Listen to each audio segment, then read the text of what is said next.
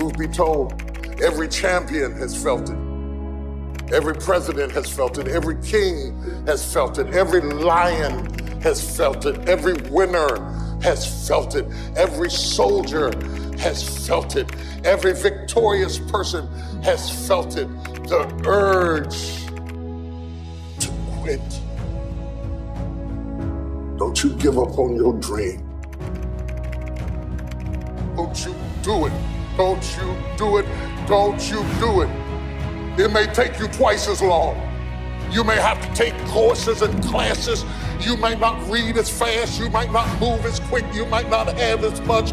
But don't you quit.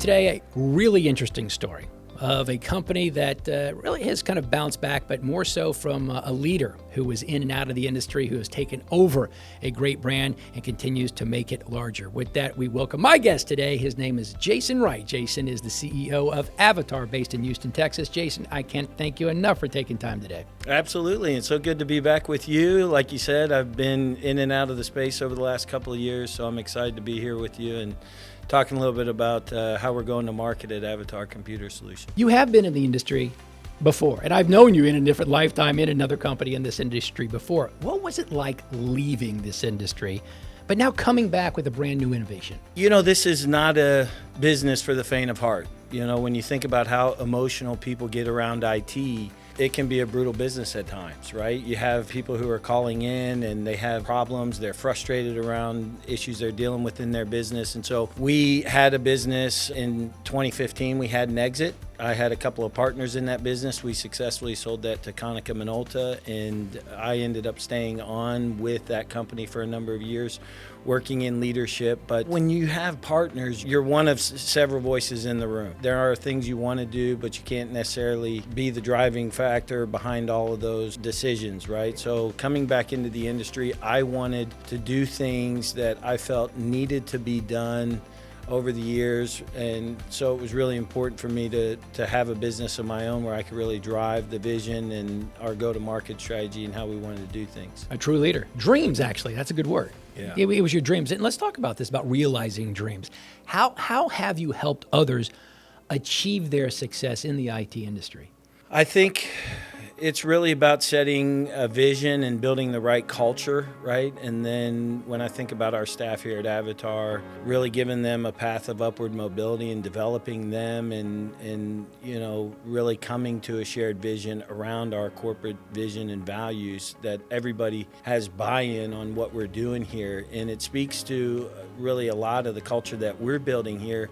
We talk a lot about being that corporate first responder, and that's really important to us because in the U.S. there's a lot of hero worship, right, around police and military and firemen, and then more recently with the pandemic you saw it with frontline workers, nurses and doctors. But nobody really thinks about the IT industry and how we kept the world and the economy going. We kept it from collapse, you know, and March of 2020, the world basically said, go home. And yet you were able to take your computer and plug in your internet connection at home and continue to operate. And we kept the world essentially from utter collapse and anarchy. The world had to do something, and it was IT companies that had to come in and teach people how to work from home and how to keep those servers up. And so I know you were on the forefront of that. And I'm going to use a word that I know has been thrown out many times in your career: entrepreneurship. You're an entrepreneur, without a doubt. I mean, this is what a lot of companies, a lot of people do to be successful in your area. Your story is a little interesting about prison and prison entrepreneurship. I've heard you do these prison outreaches, which is really interesting. Tell us about that. I got involved with a nonprofit organization called PEP, Prison Entrepreneurship Program, and in our last business, we had actually given a number of guys a second chance opportunity who had gone to prison. They hadn't committed crimes against children. It wasn't white collar fraud or stealing, but these people had made some mistakes. in their life, and essentially coming out, they had learned a technical skill set in prison. We gave them an opportunity, and in many facets, they became excellent employees, right? They worked hard, they came here out on time and ready to do the work that was required of them. And many of these employees went on to later take on IT director roles and work for Google and Microsoft. It really opened up my heart to this mission. And so at PEP, the mission is program oriented. These men and women can enter the program roughly 2 years before they leave prison. And it's a program that will essentially start to teach them the foundational elements of how to build and operate a business. Me as a volunteer, we go into the prisons and we actually work with them to build business plans. How are they going to get funding? How are they going to operate the business? And we coach them around it. We help them, build out their plans and go to market strategies. And it's just really an honor to watch these people get a second chance and flourish in that opportunity. To me, there's a level of altruism. You have to be giving back to the community. I know you certainly do. How does Avatar help the Christian ministry? My wife and I are people of faith. Christian faith is really the core or the bedrock of our relationship and how we've raised our family. We've been very active in our church and in our community for close to 2 decades now. My wife actually gave up her career in advertising to start a Christian ministry almost 14 years ago.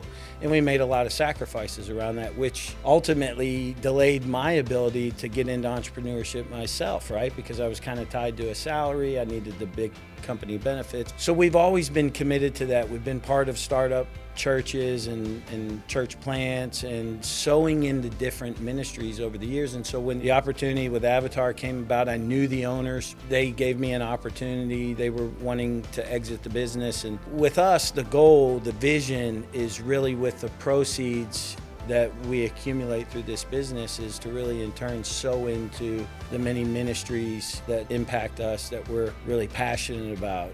My wife's ministry, I want to really help her to scale and do more with the ministry work she's doing. Other ministries tied to sex trafficking and working with the homeless and just a host of them. We've been involved in these ministries for years. We know God is going to provide the provision, allow us to really do even more and overfill our cups and allow us to impact these ministries on a greater level. Where do you see Avatar's future? Related to our faith, right? It's wherever God wants to take us. I don't necessarily have an exit strategy in mind today. What I will say is at some point I see us looking to acquire other companies and roll businesses that add strategic value, that will give us scale, be able to provide better and greater services to our customer base. There's a lot of consolidation taking place in our industry, and so we're going to tap into that at some point. For the next, I'd say 18 to 24 months, it's all organic growth. After that, for sure, we'll look at rolling up some other firms.